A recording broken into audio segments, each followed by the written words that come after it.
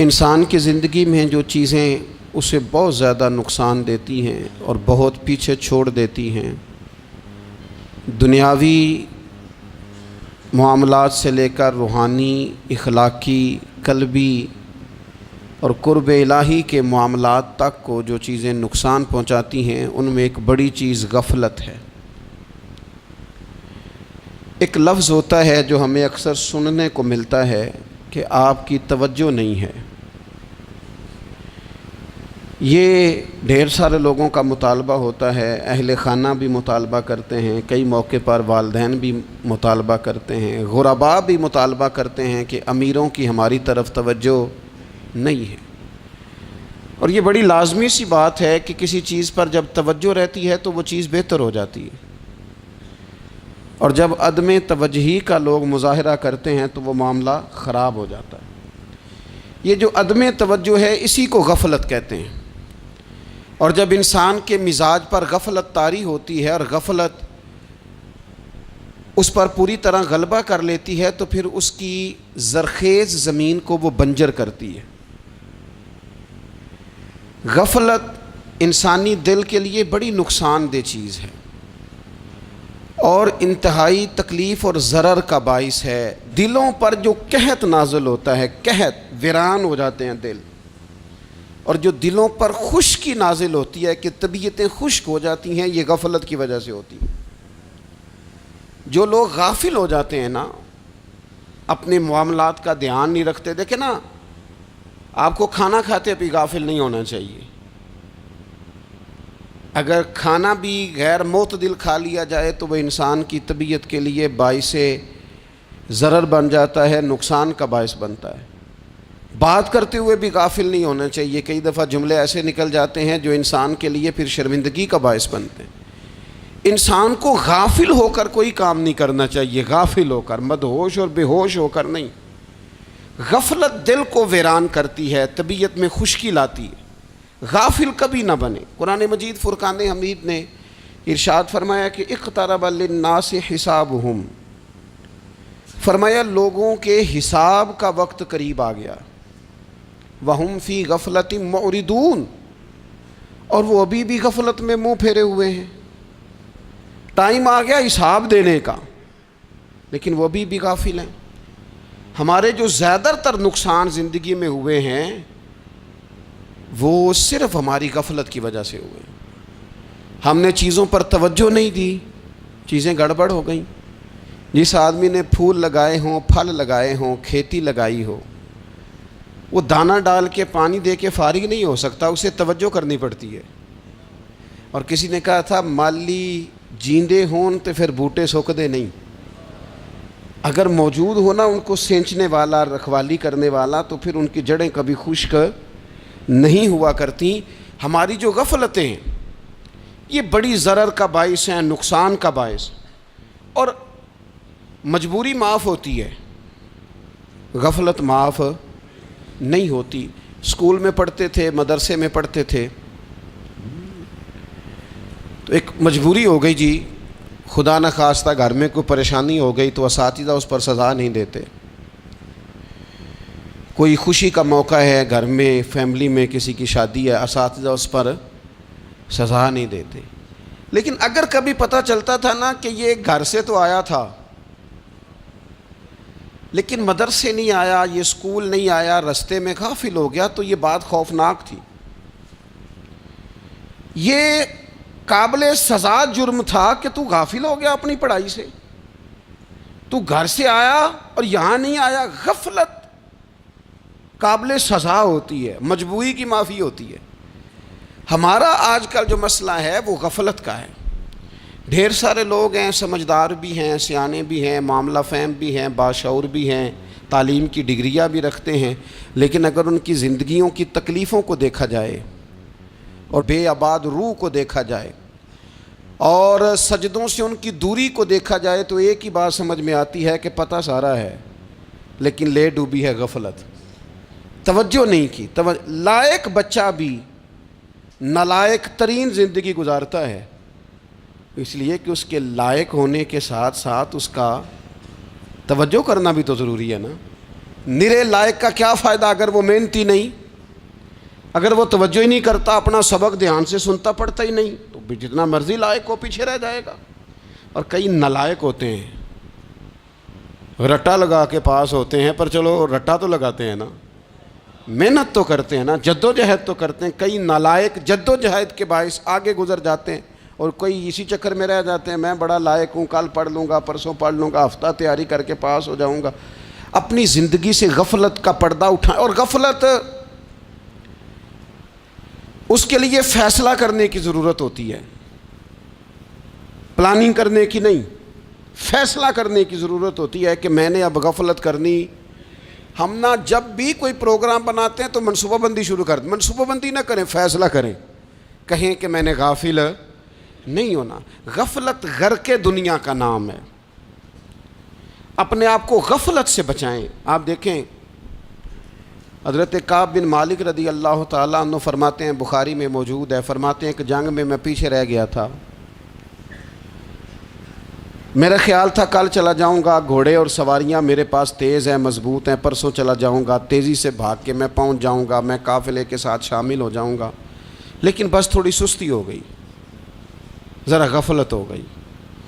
آپ فرماتے ہیں جب سب لوگ چلے گئے حضور علیہ السلام کے ساتھ جہاد میں اور میں پیچھے رہ گیا، تو پھر جب چند دن گزر گئے اور محبوب کے واپس آنے کا ٹائم ہو گیا، تو اب میں غور کرتا سمجھتا تو مجھے مدینے میں یہاں بزدل لوگ نظر آتے، اور کون نظر آتے؟ جو منافق تھے، وہ منافق بزدل دکھائی دیتے، یا مجھے عورتیں اور بچے دکھائی دیتے۔ میں پریشان ہوا، حضور واپس آ گئے۔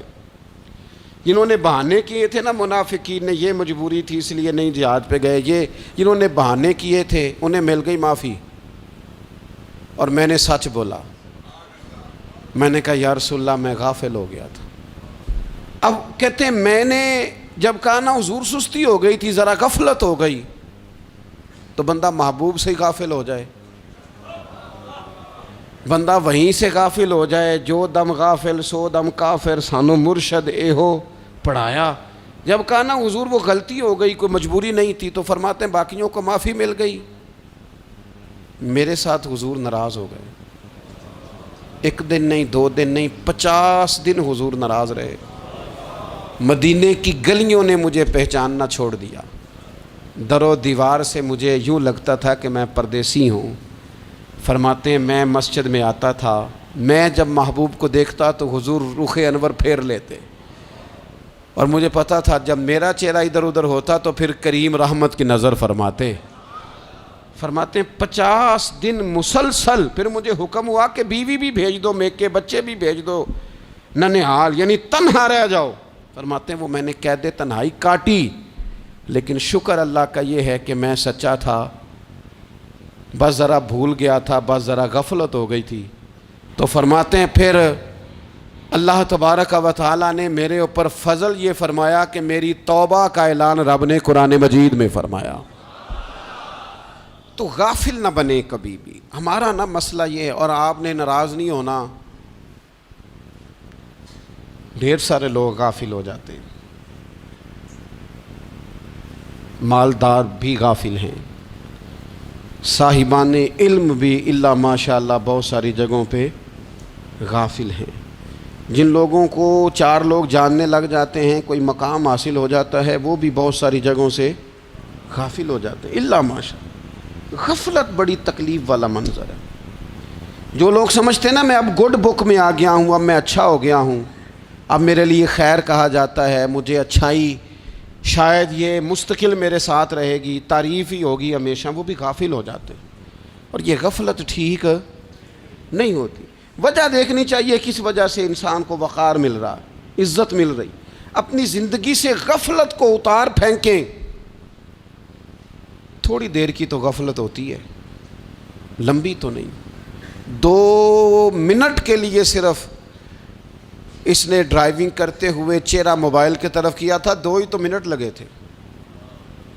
لمحوں نے خطا کی تھی، صدیوں نے سزا پائی۔ لمحوں نے خطا کی تھی، صدیوں نے سزا پائی۔ ایک لمحے کے لیے غافل ہوئے تھے اور صدیاں، نسلیں روتی رہ گئیں پیچھے۔ بچے تڑپتے رہ گئے، اہل خانہ پریشان رہ گئے، ماں باپ ساری زندگی روتے رہے، لیکن یہ 2 منٹ کے لیے یہ غفلت جو ہے یہ بڑی تکلیف والا معاملہ. اپنی زندگی سے غفلت کو اتارنا ہے، غافل نہیں بننا، ہر وقت توجہ اور ساری باتوں پہ توجہ.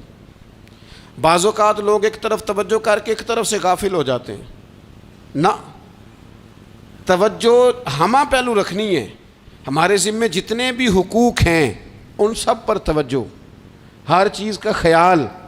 ایسا نہ ہو کہ عبادت کرتے رہ جائیں اور حقوق العباد ہم سے چھوٹ جائیں، اور حقوق العباد اتنے زیادہ ادا کریں. ایک صاحب مجھے کہنے لگے ایک دفعہ بڑے وثوق کے ساتھ کہنے لگے جی معاذ اللہ ثم نہیں جی ٹائم ملتا پھر نماز دا کی کریے، روزی کمانا بھی تو عبادت ہے نا. تو میں نے کہا آپ نے عبادت کرنا ایک حصہ قبول کیا ہے، آپ نے کل عبادت نہیں قبول کی. عبادت کل ہے، ہمہ پہلو. ایک حصہ آپ قبول کر کے نکل گئے اور باقی آپ نے چھوڑ دی.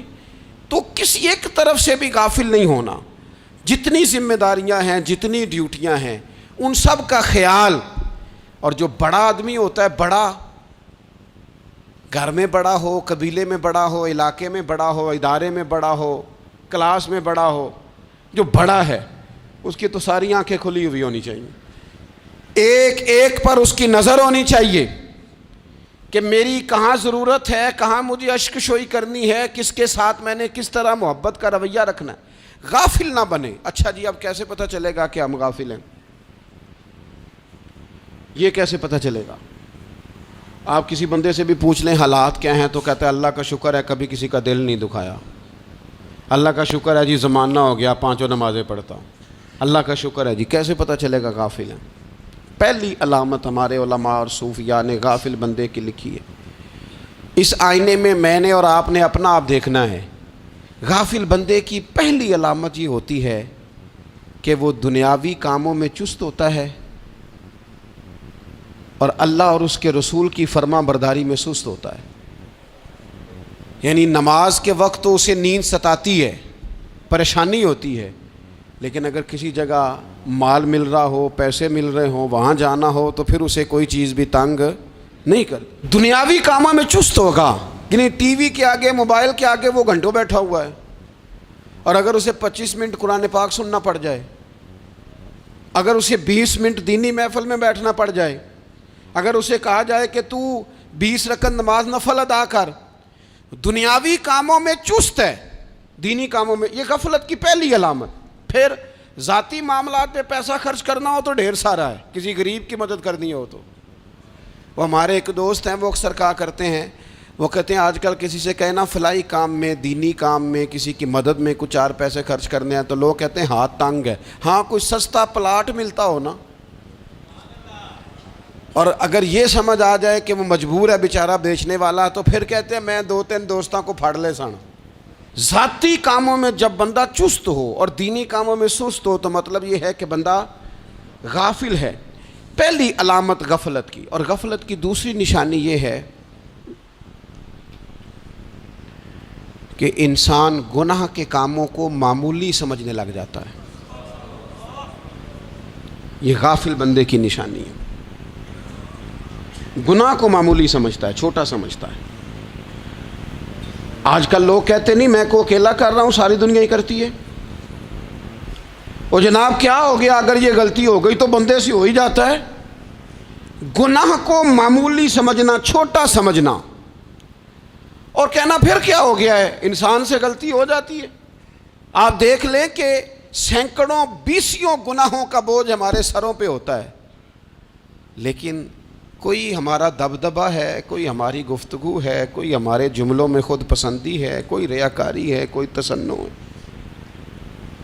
یہ غافل بندے کی علامت ہے. نبی اکرم صلی اللہ تعالیٰ علیہ وآلہ وسلم نے فرمایا مومن اپنے گناہوں کو پہاڑ کی طرح سمجھتا ہے. یہ بخاری میں حدیث ہے. مومن پہاڑ کی طرح جانتا ہے اور وہ ڈرتا ہے کہ کہیں وہ پہاڑ اس کے اوپر گر نہ جائے، یعنی کہیں مجھے میرے گناہ کی سزا نہ مل جائے. چھوٹے گناہ کو بھی پہاڑ جانتا ہے، یار مجھ سے غلطی ہو گئی، مجھے ٹھیک کر لینی چاہیے، مجھے معافی لے لینی چاہیے، مجھے توبہ کر لینی چاہیے. مومن اپنے اوپر گناہ کو پہاڑ کی جانب سمجھتا ہے. اور حضور علیہ الصلوۃ والسلام فرماتے ہیں کہ یہ جو فاسق اور فاجر ہوتا ہے نا، اللہ کا نافرمان، یہ گناہ کو مکھی کی طرح سمجھتا ہے، یہ سمجھتا ہے میں نے اشارہ کرنا ہے مکھی نے اڑ جانا ہے۔ مومن کی علامت یہ ہے کہ وہ پہاڑ جانتا ہے اگر غلطی ہو جائے تو پہاڑ۔ امام اعظم ابو حنیفہ رحمۃ اللہ علیہ گزر رہے تھے تو بارش ہو گئی تھی اور کوفہ میں کیچڑ تھا، تو آپ نے جو جوتے پہنے ہوئے تھے ان جوتوں سے چلتے ہوئے نا آپ کے پاؤں سے کچھ مٹی اڑی، تو سامنے ایک یہودی تھا، اب اس زمانے میں دیواریں کچی ہوتی تھیں، اس کے دیوار پر جا کے وہ مٹی جو تھی وہ لگ گئی۔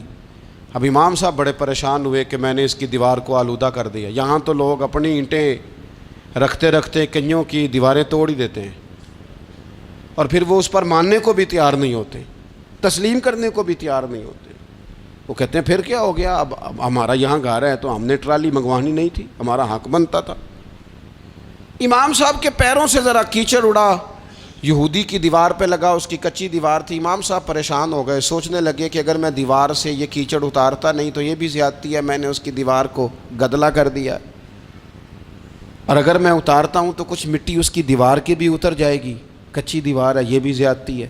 مومن گناہ کو پہاڑ کی طرح سمجھتا ہے کہ کہیں گر نہ جائے، اس کی بھی کہیں سزا نہ مل جائے۔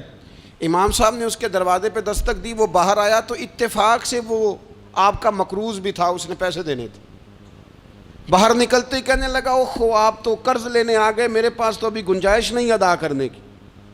تو امام صاحب کہنے لگے تو قرض چھوڑ، وہ میں نے معاف کیا، میرے سے غلطی ہو گئی ہے، میں آ رہا تھا، لکڑی کے جوتے اس زمانے میں کھڑاؤں لوگوں نے پہنے ہوتے تھے، کہا وہ میرے پیروں سے ذرا کیچڑ اڑا ہے، تیری دیوار پہ لگ گیا ہے۔ اب میں بڑی دیر سے کھڑا سوچ رہا ہوں کہ اگر میں تیری دیوار صاف نہ کروں تو میں نے یہ میلی کر دی، گدلی کر دی، یہ بھی بات درست نہیں ہے، زیادتی، اور اگر میں اسے صاف کرتا ہوں کچی دیوار سے کچھ مٹی اتر جائے گی تو یہ بھی زیادتی ہے، اب تو بتا میں کیا کروں۔ تو بے موسمہ پھل تھا نا یہ، تو بے موسمہ پھل دیکھ کے بندہ حیران ہو جاتا ہے، جو باتیں روٹین میں نہ ہو رہی ہوں وہ ذرا انوکھی لگتی ہے، بندہ حیران ہو گیا، غور سے امام صاحب کا چہرہ دیکھنے لگا، غور سے چہرہ دیکھنے لگا، اور پھر تھوڑی دیر سوچنے کے بعد کہنے لگا حضور پہلے میں نے دین اسلام کے بارے میں پڑھا اور سنا تھا، آج میں نے دین دیکھا ہے۔ پہلے میں نے سنا تھا کہ دین اسلام اس طرح کا ہے، آج میں نے دین ہم نہ پوری دنیا کے کافروں کو دین سنانا چاہتے ہیں، دکھانا نہیں چاہتے، ہم نیک نظر آنا چاہتے ہیں، نیک بننا نہیں چاہتے، ہم نیک نظر آنا چاہتے۔ نتیجہ کیا نکلتا ہے کہ کچھ عرصے کے بعد پتہ چل جاتا ہے بندہ کس لیول کا نیک ہے، کیا معیار ہے اس کی نیکیوں کا۔ کہنے لگا حضور پہلے میں نے دین سنا تھا، آج دیکھا ہے۔ آپ وہ مٹی کی دیوار پر جو کیچڑ لگ گیا ہے، دیوار کو بعد میں صاف کیجئے گا، پہلے کلمہ پڑھائیں تاکہ میرے اندر کا کفر صاف ہو جائے، مجھے مسلمان کر دیں۔ تو غافل آدمی جو ہوتا ہے نا، وہ پھر تیسری بات، جب بندہ بہت زیادہ غافل ہو جاتا ہے پھر اعلانیہ گناہ کرنے لگتا ہے۔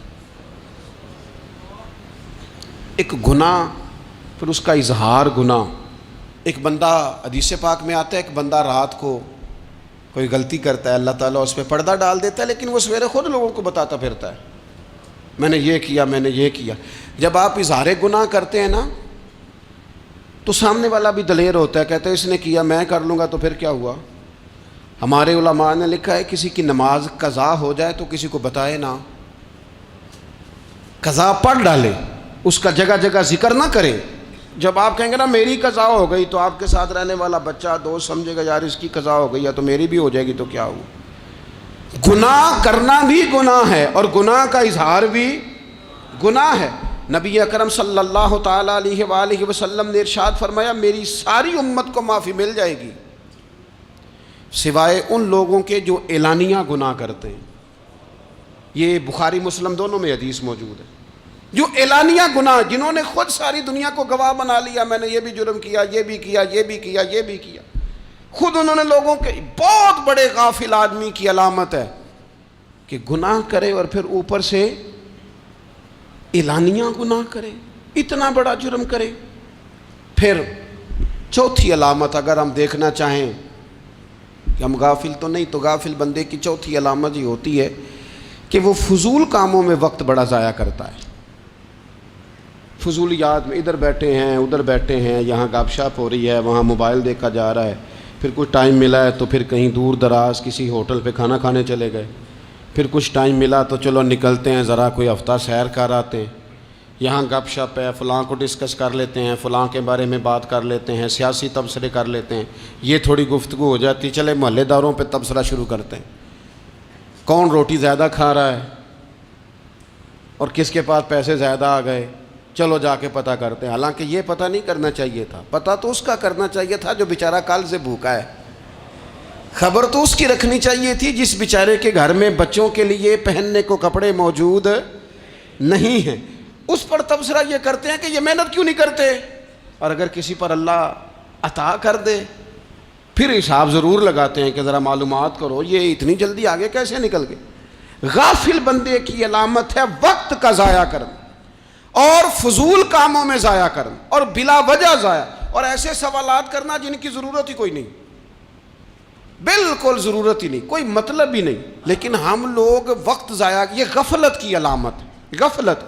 اللہ والوں کی علامت کیا تھی؟ ایک بات انہوں نے زندگی میں لے لی, سیکھ لی, پھر ساری زندگی اسی پہ گزار دی. ان کا ارادہ تھا نا کشکول سیدھا کیا. کچھ لوگ ساری زندگی لیکچر قبول لے کے سن کے پھر بھی سمجھنے کو تیار. یہ غافل دل کی علامت ہے. اس لیے نبی پاک صلی اللہ تعالیٰ علیہ وسلم نے فرمایا دو نعمتیں ایسی ہیں جن میں اکثر لوگ غفلت میں ہیں, ایک صحت اور دوسری فراغت. لوگ بلا وجہ وقت ضائع کرتے ہیں. اللہ نے صحت دی ہے, کسی خیر کے کام میں لگائیں. اگر آپ کے پاس فارغ وقت ہے تو قرآن پاک کو یاد کریں, ترجمہ اور تفسیر سے پڑھیں, محبوب پاک علیہ السلام کی احادیث کو یاد کریں, اللہ والوں کی باتیں سنیں. وقت ملے تو عبادات میں لگائیں, نوافل میں لگائیں, تلاوت میں لگائیں, ذکر اذکار میں لگائیں, اور پھر اللہ مزید توفیق عطا کرے تو کسی کے بھلے میں وقت لگائیں. گلی سے کوئی کانٹا اٹھائیں, کوئی روڑا اٹھائیں, کوئی کسی کی مدد کریں. لیکن یہ غافل ہونے کی علامت ہے کہ اپنے وقت کو ضائع کرنا. اور پھر اسی طرح غفلت کی پانچویں علامت یہ ہے کہ اگر بندے کو دنیا سے پورا پیار ہو جائے, یعنی شب قدر میں بھی آ کے کہتا ہے یا اللہ کبھی پیسے دے دینا, شب برات والے دن بھی کہتا ہے کہ مالک اگر کبھی کوئی ایسا سبب لگ جائے نا, یعنی بیت اللہ شریف کے سامنے کھڑے ہو کے بھی اگر اس نے مال ہی مانگنا ہے وہاں بھی اس نے یہی سوال کرنا ہے, حب دنیا اتنی غالب آ جائے. تو یہ غافل ہونے کی علامت. دنیا ضرورت ہے, مقصد نہیں ہے. دنیا کی حاجت ہے, مقصد نہیں ہے. یہ مقصود نہیں. اور جب لوگ فقط دنیا کے مال کو, دولت کو, نبی پاک علیہ السلام نے فرمایا وہ لعنتی ہے جو درہم اور دینار کا بندہ بن گیا ہے, پیسوں کا بندہ بن گیا ہے. مل جائے تو خوش ہوتا ہے, نہ ملے تو تکلیف میں آ جاتا ہے. یہ غافل بندے کی علامت. مومن تو وہ ہوتا ہے کہ دولت رزق حلال ضرور کماتا ہے تاکہ کسی کے آگے ہاتھ نہ پھیلانا پڑے, کوشش ضرور کرتا ہے, پر دنیا کو جیب میں جگہ دیتا ہے, دل میں نہیں دیتا. اس کی جگہ جہاں ہے اسے وہاں رکھتا ہے, اسے دل میں جگہ. دل تو ایک ہے, اس میں رب و رسول کو بسائیں گے یا کسی اور کو بسائیں گے. تو حب دنیا یہ غافل ہونے کی بہت بڑی علامت ہے. پھر اسی طرح جو بندہ رب کریم کو جانتا نہیں نا وہ بھی غافل ہو جاتا ہے. ایک تو جو یہ نہیں نہ جانتا کہ رب کریم سزا دے گا, مجھے دیکھ رہا ہے, اسے نہ اونگ آتی ہے نہ نیند آتی ہے, جو اس کی معرفت نہیں رکھتا کہ میرا رب ہر وقت مجھے دیکھ رہا ہے, وہ بھی غافل ہو جاتا ہے. جسے پتہ ہونا کہ مجھے دیکھ رہا ہے وہ غافل نہیں ہوتا. اور جو یہ سمجھ لیتا ہے نا کہ شاید معاذ اللہ ثم, اس یقین کو پکا نہیں کرتا, وہ غافل ہو جاتا ہے. اور ایک جو یہ نہیں نہ جانتا کہ رب مہربان کتنا ہے وہ بھی غافل ہو جاتا ہے. مجھے بتائیے سب سے زیادہ تو بندہ اس کے دروازے پہ جاتا ہے نا جو سب سے زیادہ مہربانی کرنے والا ہو, اس دروازے سے بندہ اٹھتا ہی نہیں. تو جس کو یہ یقین ہو جائے نا سب سے زیادہ کرم فرمانے والی ذات اللہ رسول کی ہے, وہ کبھی رب رسول سے غافل نہیں ہوتا. وہ کبھی اللہ رسول کا دروازہ چھوڑ کے نہیں جاتا، وہ کبھی کسی اور جگہ جا کے پناہ تلاش نہیں کرتا۔ جسے پتہ چل جائے نا وہ کریم کتنا ہے، مہربان کتنا ہے۔ ملا رومی رحمت اللہ علیہ فرماتے ہیں بہت بڑا مجرم تھا ایک بندہ، بہت بڑا گناہگار تھا، بت کو پوجتا تھا، تھک گیا ساری رات بت کے سامنے کھڑا تھا، معاذ اللہ یا صنم یا صنم یا صنم کہتے، تھک گیا، نیند آ گئی، اونگ آ گئی۔ جب پوری طرح نیند آ گئی اور دماغ پہ نیند قبضہ کرنے لگی تو اس کے منہ سے نکل گیا، صنم صنم کہہ رہا تھا نا، نکل گیا یا صمد، او بے نیاز مالک۔ رب کریم نے فرشتوں سے فرمایا دوڑ کے جاؤ، جو کہتا ہے اسے دے دو۔ فرشتے کہنے لگے مالک وہ تو بت کو پکار رہا تھا، اس نے تو غلطی سے نام لیا ہے۔ فرمایا مجھے نہیں پتا، لیکن دیکھو نا اس نے مجھے پکارا تو ہے نا، کتنی دیر سے جھوٹے کو پکار رہا تھا، اس کا معاملہ حل نہیں ہوا، اب اگر سچے کو پکارنے پہ بھی حل نہ ہوا تو فرق کیا رہ جائے گا؟ دے دو جو مانگتا ہے، دے دو۔ میرے دوست گھر پتہ چل جائے وہ کریم کتنا ہے، وہ مہربان کتنا ہے۔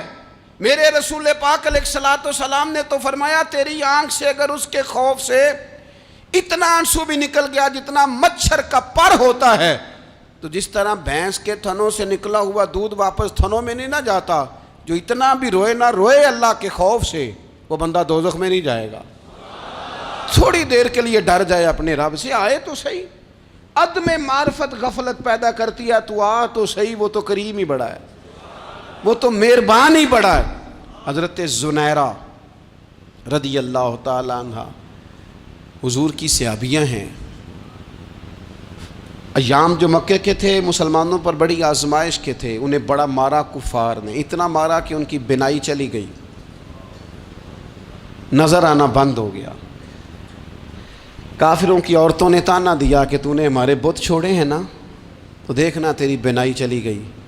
تو جناب زنیرہ اللہ پہ بھروسہ، توکل، معرفت الہی کا جذبہ، اٹھ کے کھڑی ہو کہنے لگی چپ کرو، تمہارے جھوٹے بت کیا کر سکتے ہیں، میرا رب چاہے تو صبح جب میں اٹھوں تو میری آنکھیں روشن ہو، اگر کریم کرم کر دے۔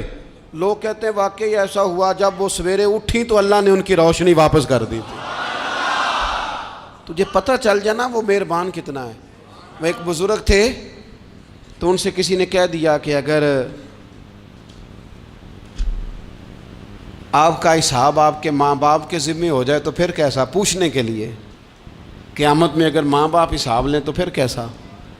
تو بڑے سیانے لوگ تھے جو دل والے تھے، کہنے لگے نہیں، رب کریم ہی ٹھیک ہے، اس لیے کہ وہ ماں باپ سے کہیں بڑھ کر پیار کرنے والا ہے۔ اگر یہ معرفت مل جائے وہ کریم کتنا ہے۔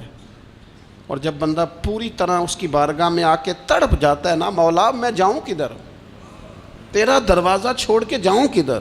اقبال کہتے ہیں وہ ایک سجدہ جسے تو گراں سمجھتا ہے، 1000 سجدوں سے دیتا ہے آدمی کو نجات۔ تجھے جگہ جگہ جھکنا نہیں پڑے گا اگر تو صحیح معنوں میں اپنے رب کی بارگاہ میں جھک جائے۔ تو میرے عزیز کوشش کریں کہ اس کی معرفت، اس کا کرم، اس کی عطا اور اللہ تبارک و تعالیٰ کے حاضر و ناظر ہونے پر عین الیقین، حق الیقین حاصل کریں۔ اور پھر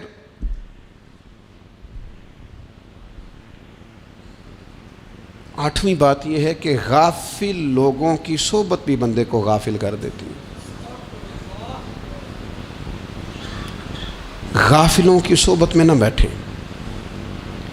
ان کی صحبت میں بیٹھیں جن کے پاس بیٹھنے سے دل میں رب رسول کی محبت پیدا ہوتی ہے۔ غافلوں سے بچیں۔ چنگیاں دے لڑ لگی ساں تے چولی چ پھل پئے، تے جدوں میں پیڑیاں دے سنگ رل گئی تے میرے اگلے بھی ڈول گئے۔ برے آدمی کی صحبت بندے کو غافل کر دیتی۔ غافلوں کی صحبت میں کبھی نہ بیٹھیں، کبھی نہیں۔ غافل آدمی آپ کو غافل کر دے گا۔ میرے نبی پاک علیہ الصلوۃ والسلام نے فرمایا انسان اپنے دوست کے مذہب پر ہوتا ہے۔ یہ بہت بڑے لفظ ہیں۔ فرمایا المرء علی دین خلیلہ، انسان اپنے دوست کے مذہب پر ہوتا ہے۔ تو دیکھ تو نے دوست کس کو بنایا ہے، جو تیرے دوست کا مذہب ہوگا وہی تیرا ہو جائے گا۔ ہم نے دوست بنایا نا غوث پاک جیلانی کو، ہم نے یاری لگائی ہے نا داتا علی اجمیری سے، ہماری نسبت ہے نا معین الدین اجمیری سے، ہمارا تعلق ہے نا بہاؤالدین زکریہ ملتانی سے، ہمارا رشتہ ہے نا حضرت مجدد الفسانی سے، ہم ماننے والے ہیں نا اعلیٰ حضرت بریلوی کے، ہمارا تعلق ہے کبھی جماعت علی سے کبھی مہر علی سے، ہمارا ان سے تعلق ہے تو صبح شام ہماری زبان پہ رہتا ہے بالغ العلا بکمالہ کشف الدجی بجمالہ حسنت جمیع خصالہ صلو علیہ وآلہ۔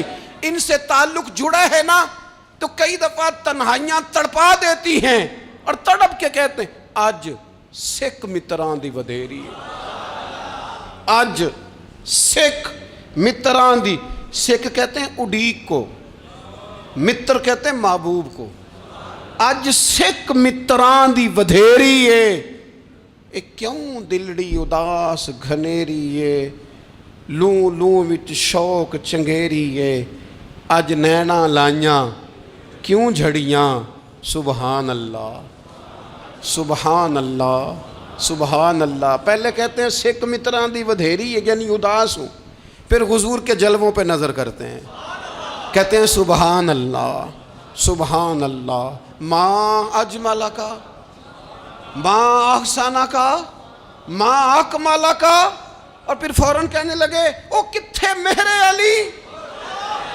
او کتھے مہر علی، کتھے مہر علی تے کتھے تیری سنا، اب ویکھو مشتاق اکھیں کتھے جاڑیاں، بلغ العلا بے کمال کشف الدجی بے، اور میرے اعلیٰ حضرت کہنے لگے سرور کہوں کہ مالک و مولا کہوں، باغ خلیل کا گلے زیبا کہوں تجھے، تیرے تو وصف عیب تناہی سے ہیں بری، حیران ہوں میرے شاہ میں کیا کیا کہوں تجھے۔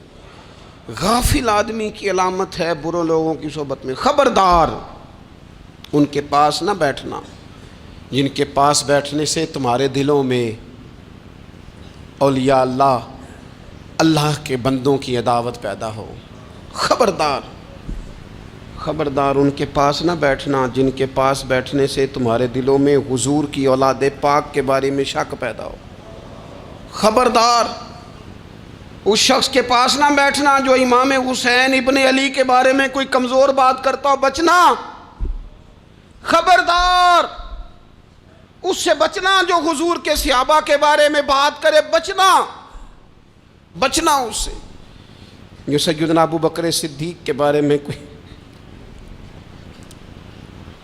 دیکھو کیا مقدر ہیں صدیق و فاروق کے، جن کے گھر ہی رحمتوں کے خزینے میں، بھلا کیا کہا نبی پاک، حضور نے فرمایا میرے اوپر جس نے نیکی کی تھی بدلہ دے دیا ہے، یہ جو میرے ابو بکر صدیق ہے نا، ان کو میں اللہ کی بارگاہ میں لے جاؤں گا، کہوں گا مالک تو ہی بدلہ عطا فرما۔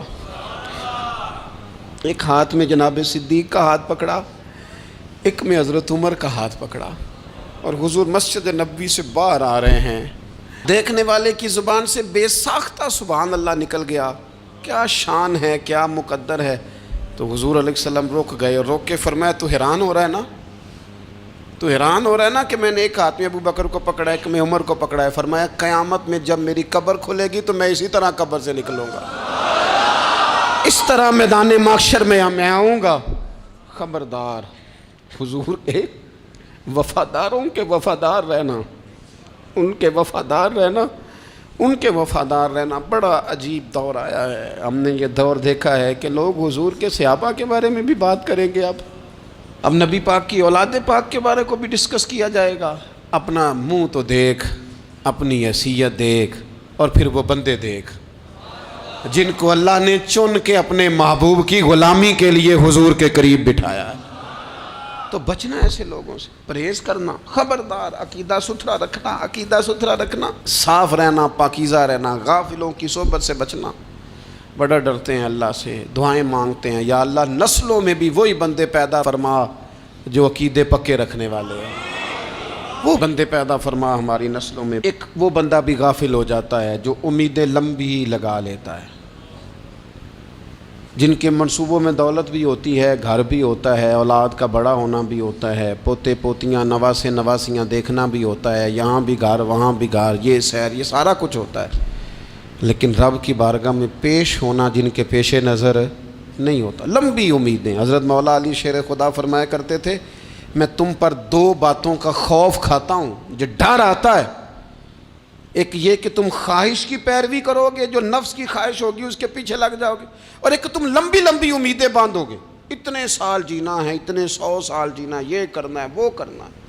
منصوبہ بندی کریں مستقبل کے لیے، وہ بری نہیں، لیکن تیاری رکھیں، تیاری رکھیں، اس بات کا بھی خیال رکھیں کہ اللہ کی بارگاہ میں حاضر ہونا۔ یہ غفلت کی چیزیں ہیں جو بندے کو غافل کر دیتی ہیں۔ جو لوگ اللہ کا ذکر نہیں کرتے وہ بھی غافل ہو جاتے ہیں، اور جو فضول باتیں زیادہ کرتے ہیں نا، ہنستے زیادہ ہیں۔ فَلْيَضْحَكُوا قَلِيلًا وَلْيَبْكُوا كَثِيرًا، قرآن کہتا ہے زیادہ رویا کرو، کم ہنسا کرو۔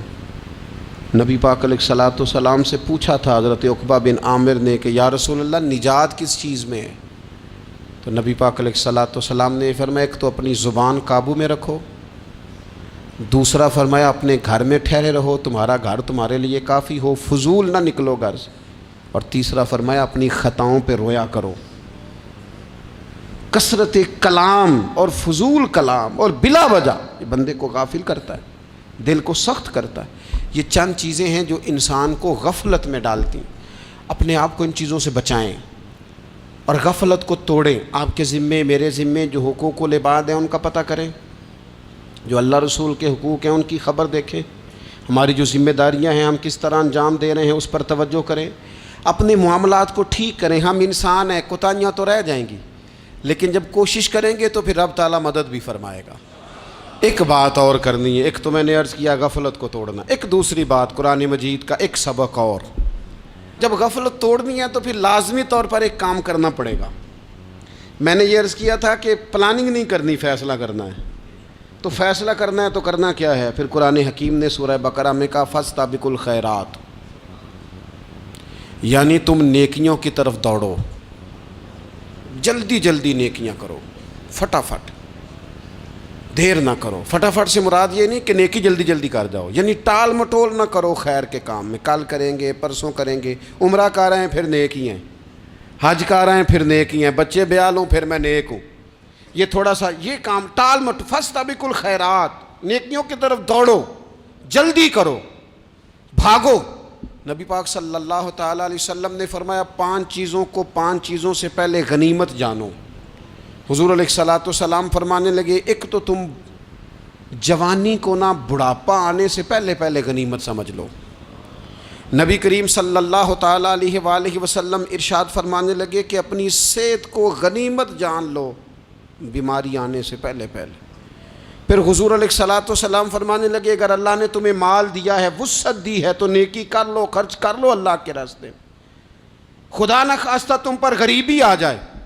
اور پھر حضور سید عالم صلی اللہ تعالیٰ علیہ وسلم فرمانے لگے اگر تمہیں اللہ نے کچھ فراغت دی ہے، بہت زیادہ مصروف نہیں ہو، تو غنیمت جان لو، جلدی سے نیکی کر لو قبل اس کے کہ تم مشغول ہو جاؤ۔ اور 5ویں بات حضور نے بیان کی، فرمایا زندگی کو غنیمت جانو، موت آنے سے پہلے پہلے جلدی سے نیکی کر لو۔ نیکی کے لیے ساری زندگی منصوبہ بندی نہ کرتے رہو، نیکی کے لیے دیکھو نا، ہماری زندگی میں یہاں دنیا میں رہ کے چند منٹوں میں وہ نیکی کی جا سکتی ہے جو قیامت کے بعد صدیوں کا ہمارا فائدہ کرے گی، صدیوں کا فائدہ کرتے نہیں۔ پلاننگ کر رہے ہیں، منصوبہ بندی کر رہے ہیں، بس تیاری کر رہے ہیں، بس حضرت آپ دعا کر دیں، اللہ تعالیٰ دعائیں بھی قبول فرمانے والا ہے، لیکن جو نیکی نصیب ہوتی ہے اسے جلدی سے کر گزریں، اسے فٹافٹ کریں۔ میں ایک گاؤں میں گیا، اب تو خیر وہ دور نہیں رہا، یہ 10-15 سال 20 سال پہلے نا جو نوجوانوں کی مصروفیات ہوتی تھیں ان میں سے ایک مصروفیت یہ ہوتی تھی کہ گندم لے کے چکی پہ جانا ہے، آٹا پسوا کے لانا ہے۔ یہ ایک بڑی، چونکہ سبھی گھروں کے اندر سال کے لیے گندم سٹاک کر لی جاتی تھی، تو گندم لے کے جانا یہ ایک ڈیوٹی ہوتی تھی۔ ایک نوجوان ایک گاؤں میں، اس کی مجھے تعریف سننے کو ملی، تو ایک بوڑھی اماں کہنے لگی یہ تو بڑا نصیباں والا ہے، سارے دے آٹا پیا لے ہوندا ہے۔ اور آتے جاتے پوچھ لیتا ہے کہ اماں کوئی کہنے لگی میرے بچے باہر ہوتے ہیں، یہ مجھے دوائی بھی لا دیتا ہے شوگر کی، میں مریضہ ہوں۔ یعنی خیر جتنی ہو سکے، جتنی۔ میرے ایک سنگی ہیں تو سڑک پہ کوئی بندہ کھڑا ہوتا ہے نا، اللہ تعالیٰ انہیں سلامت رکھے، بندہ کھڑا ہوتا ہے تو کہتے ہیں میں اس سے پوچھ لیتا ہوں بابا جی کدھر جانا ہے، فلانی جگہ جانا ہے، تو کہتے ہیں میں موٹر سائیکل پہ بٹھا لیتا ہوں۔ بندہ دیکھ کے مجھے سمجھ آ جاتی ہے ضرورت مند ہے، کوئی چور نہیں، کوئی ڈاکو نہیں، ضرورت مند ہے۔ میں اسے منزل تک نیکی جتنی میسر آئے، جس حد تک میسر آئے۔ کیا کہا ہمارے نبی پاک علیہ السلام نے؟ حضور نے ہم سے فرمایا کچھ نہ ہو سکے تو بات ہی مسکرا کے کر لینا، اس پر ہی اللہ صدقے کا ثواب عطا کرے۔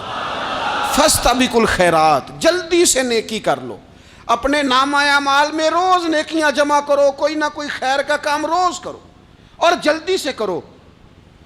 صحیح مسلم میں حدیث ہے، نبی پاک صلی اللہ تعالیٰ علیہ وسلم فرمانے لگے جلدی جلدی نیکی کے کام کر لو ان فتنوں سے پہلے جو اندھیری رات کے حصوں کی طرح فتنے ہوں گے۔ فرمایا اس وقت حال یہ ہوگا کہ آدمی صبح مومن ہوگا، شام کو کافر ہو جائے گا، شام کو مومن ہوگا تو صبح کافر ہو جائے گا۔ اور فرمایا لوگ دنیا کے بدلے اپنا دین تک بیچ ڈالیں گے۔ معاذ اللہ جھوٹی قسمیں نہیں کھائی جاتی، جھوٹا قرآن مجید نہیں لوگ اٹھا لیتے، لوگ دنیا کے لیے دین بیچ ڈالیں گے۔ اس سے پہلے جب فتنے اتنے زیادہ ہو جائیں، اس سے پہلے نیکی کر لو، کوئی خیر کا کام کر لو، جلدی سے کچھ ایسا کر لو۔ حضرت عقبہ بن حارث رضی اللہ تعالیٰ عنہ فرماتے ہیں یہ دیکھیں ہمارے نبی پاک علیہ السلام کی سیرت کیا ہے، حضور کا اسوہ کیا ہے، نبی پاک علیہ السلام ہماری تربیت کس طرح کرتے ہیں۔ حضرت عقبہ بن حارث رضی اللہ تعالیٰ عنہ کہتے ہیں ہم نے نبی پاک علیہ السلام کے ساتھ عصر کی نماز پڑھی، یہ صحیح بخاری میں موجود ہے۔ فرماتے حضور سلام پھیرتے ہی فوراً اٹھ کے گھر تشریف لے گئے۔ یہ ہمارے لیے انوکھی بات تھی، غیر متوقع تھی، پہلے کبھی ایسا ہوا نہیں۔ سلام پھیرا نماز کا، حضور جلدی سے تشریف لے گئے۔ اب ہم حیران تھے اور حیرت انگیز طور پر حیران تھے کہ کریم اتنی جلدی تشریف لے گئے۔ تھوڑی دیر ہوئی حضور واپس آ گئے تو محبوب پاک علیہ السلام فرمانے لگے گھر میں ایک چھوٹی سی ڈلی، ایک چھوٹا سا ٹکڑا سونے کا پڑا تھا، مال آیا تھا سارا صدقہ کر دیا، وہ تھوڑا سا پڑا تھا، اچانک مجھے یاد آیا وہ تو پڑا رہ گیا۔ تو حضور فرمانے لگے میں نے کہا کہیں ایسا نہ ہو جائے کہ ساری رات گزر جائے اور میرے گھر میں پڑا ہی رہ جائے، میں جلدی سے جا کے اسے خیرات کر دوں۔ میں نے خیرات کیا پھر میں واپس آ گیا ہوں۔ جلدی سے نیکی، جلدی سے نیکی کر لی جائے۔ ہم بڑا انتظار کر رہے ہیں، بڑا لمبا ہمارا پروگرام ہے، ہمارے پاس ٹائم ہی بڑا ہے، کسی نے کان میں کہہ دیا ہے تیرے پاس بڑا وقت ہے، ابھی تو بڑی عمر پڑی ہے، ابھی تو جناب او میرے بھائی یہ لوگوں کے کہنے کی باتیں ہیں، پھر پتہ ہی نہیں چلتا حالات کس طرح کے ہو جاتے ہیں اور کیا معاملات انسان کے ساتھ درپیش ہوتے ہیں۔ جتنی خیر میسر آئے، جتنا بھلا میسر آئے، جتنی انسان کو توفیق ملے۔ میں نے بزرگوں کو دیکھا، اپنے اصحاب کو، پہلے وہ خدام سے کہتے کہ میں سونے لگا ہوں اور پابند کرتے لوگوں کو کہ فلاں وقت، بزرگوں کو میں نے دیکھا اپنے، وہ پابند کرتے لوگوں کو کہ فلاں وقت میں موجود ہوں گا آنا، خود پابند فرماتے، اور پھر جب بیدار ہوتے تو سب سے پہلے خدام کو بلا کے پوچھتے کوئی مہمان تو نہیں آیا؟ وہ جناب آپ نے خود ہی تو پابند فرمایا فلاں دن آنا۔ کہنے لگے چل یار اگر کوئی آیا تو مجھے ملا لو، میری ملاقات کرا لو۔ کیوں؟ اس لیے کہ دور سے آیا ہے، مجھ سے ملنے آیا ہے، کوئی خیر کی بات سیکھنے آیا، چلو میرے نامہ اعمال میں کوئی نیکی جائے گی، کچھ نہ کچھ خیر جمع کر لی جائے، کچھ نہ کچھ ڈیوٹی کر لی جائے، کچھ کام کریں اور جلدی سے کریں۔ حضرت جابر ابن عبداللہ انصاری رضی اللہ تعالیٰ عنہ بیان کرتے ہیں، یہ بھی بخاری میں موجود ہے، کہتے ہیں ایک صحابی نبی پاک علیہ السلام کی بارگاہ میں حاضر ہوئے غزوہ احد کے موقع پر، اور حال ان کا یہ تھا کہ وہ کھجور کھا رہے تھے اور کھجور انہوں نے منہ میں رکھی ہوئی تھی۔ حضور کی بارگاہ میں حاضر ہوئے اور عرض کرنے لگے یا رسول اللہ صلی اللہ تعالیٰ علیہ وسلم اگر میں شہید کر دیا جاؤں تو کہاں جاؤں گا؟ حضور فرمانے لگے جنت میں۔ تو کہتے انہوں نے جو کھجور منہ کے اندر تھی وہ انہوں نے نگلی نہیں، اندر نہیں لے گئے، اس کو باہر نکالا اور دوڑ کے آگے بڑھے اور جنگ کرنی شروع کر دی۔ اور لڑتے لڑتے شہید ہو گئے۔ کیا سبق دیا انہوں نے؟ سبق یہ دیا کہ نیکی کرنے میں اتنی دیر بھی نہیں کرنی جتنی کھجور کھانے میں دیر لگتی ہے۔ جلدی سے نیکی کرنی ہے، فٹافٹ نیکی کرنی، اس کے اندر ٹال مٹول نہیں کرنا۔ اسی وقت انہوں نے کھجور باہر نکال دی، دوڑ کے انہوں نے حضرت انس بن نضر رضی اللہ تعالیٰ عنہ، حضرت انس بن مالک رضی اللہ تعالیٰ عنہ کے چچا ہیں، میدان احد میں نا، احد پہاڑ کے قریب کھڑے تھے، لوگوں سے کہہ رہے تھے جلدی جلدی ادھر آؤ، وہ جنت جو انسان کو انتقال کے بعد نصیب ہوگی اور قیامت کے بعد نصیب ہوگی، فرماتے تھے مجھے تو ابھی احد پہاڑ کے اندر سے جنت کی خوشبو آ بھی رہی ہے، لہذا جلدی سے آؤ، ادھر دوڑو، جہاد کرو، آؤ کفار سے لڑیں۔ تو نیکی میں دیر نہیں کرنی، جو نیکی میسر آتی ہے، جس کو میسر، ماں باپ میسر ہیں تو خدمت کر لیں، اہل خانہ ہیں تو حسن سلوک کر لیں، اللہ نے اولاد دی ہے تو اچھی تربیت کر لیں، دوست ہیں تو خیر خواہی کر لیں، اگر آپ کو اللہ رمضان عطا کرتا ہے تو زیادہ سے زیادہ اس کی عبادت کر لیں، اگر نظر ٹھیک ہے تو تلاوت زیادہ سے زیادہ کر لیں، زبان چلتی ہے تو رج رج کے مدینے والے محبوب پہ درود و سلام پڑھ لیں، اللہ تعالیٰ کا ذکر کر لیں، جلدی سے خیر جمع کریں، اپنے وقت کو ضائع نہ کریں۔ یہ آج کا سبق ہے کہ ایک تو ہم نے فیصلہ کرنا ہے کہ بس غفلت نہیں، اب غفلت، اب انشاءاللہ اللہ اللہ کرنی ہے، اب کوئی خیر کا کام کرنا ہے۔ میرے حضرت کا ایک جملہ کبھی نہیں بھولنا، فرمایا کرتے تھے زمین کے اوپر کام، نیچے جا کے آرام، یہ چھوڑ دیں اتنے گھنٹے سونا ہے تو یہ کرنا ہے تو میری نیند میں دخل کوئی نہ ڈالے، پھر سوتے ہی رہ جائیں گے، سوتے ہی رہ جائیں گے۔ زمین کے اوپر کام اور نیچے جا کے جاگنا ہے، جاگ لے افلاک کے سائے تلے، پھر حشر تک سوتا رہے گا خاک کے سائے تلے۔ اب جاگ لے افلاک کے سائے کے نیچے، جاگ، کھول آنکھیں، ہر وقت کا سونا، ہر وقت سونا، ہر وقت جو اپنے آرام کی فکر کرنا، اس سے نکل آئیں اور اچھا کھانا اور اچھا پہننا اور بس اپنی مرضی کی زندگی من چاہی جینا، اس سے باہر آئیں، فیصلہ کریں، فیصلہ کہ اب غفلت نہیں کرنی، اگر اللہ نے کوئی صلاحیت دی ہے تو اسے دین کے کام پہ لگانا ہے، کوئی ڈیوٹی کرنی ہے، کوئی خدمت کرنی ہے۔ دیکھو خدمتیں ہو رہی ہیں، صدیق اکبر مال دے رہے ہیں، عثمان غنی مال دے رہے ہیں، مولا علی نے تلوار پکڑی ہے، میدان میں جا رہے ہیں، فاروق اعظم گلی گلی نگر نگر رسول اللہ کے دین کی پہرے داری کر رہے ہیں، حضرت جناب سیدنا سلمان فارسی ابو ذر غفاری حضور کی مسجد میں جھاڑو دے رہے ہیں، اور بلال حبشی وہ نبی پاک کی مسجد میں اذان پڑھتے پڑھتے رب نے اتنا عروج فرمایا کہ کعبے کی چھت پہ کھڑے ہو کے بھی اذان پڑھنی شروع، انہوں نے اذان دے دی۔ تو کوئی کام کرنا ہے، غفلت کو توڑنا ہے اور نیکی کرنی ہے، ذرا جلدی جلدی خیر کا کام کرنا ہے، نہیں ایسے نہیں، فٹافٹ، کیسے جی؟ فٹافٹ، تو فٹافٹ کام کریں خیر کا، جلدی جلدی، تو یہ خیر کا کام فٹافٹ، جلدی جلدی اور بڑی جلدی اور دوڑ دھوپ کے، اور جب آپ کرتے جائیں گے نا تو پھر اللہ تعالیٰ مواقع بناتا جائے گا۔ آپ سے میری اپیل ہے، بالخصوص میرے ساتھ جو وابستہ سنگی ہیں، جو پیار کرنے والے ہیں، دو باتیں آج آپ نے لے کے جانی ہیں گھر، یہی لنگر ہے، یہی آپ کے لیے دعا ہے، یہی ہمارے بزرگوں کا فیض ہے، یہی نصیحت ہے کہ آپ نے یہ دو باتیں لے کے جانی ہیں، غفلت توڑ دینی ہے، فیصلہ کرنا ہے کہ آج کے بعد غافل نہیں ہونا، اور دوسری یہ بات لے کے جانی ہے کہ نیکی جلدی جلدی، فٹافٹ فیصلہ، فٹافٹ نیکی، ایک کر کے پھر انشاءاللہ دوسری کر کے پھر انشاءاللہ تیسری کر کے پھر انشاءاللہ چوتھی، یہ شروع کرنی ہے، اور آپ دیکھیں گے اللہ تعالیٰ مہربانی فرمائے گا، مدد کرے گا۔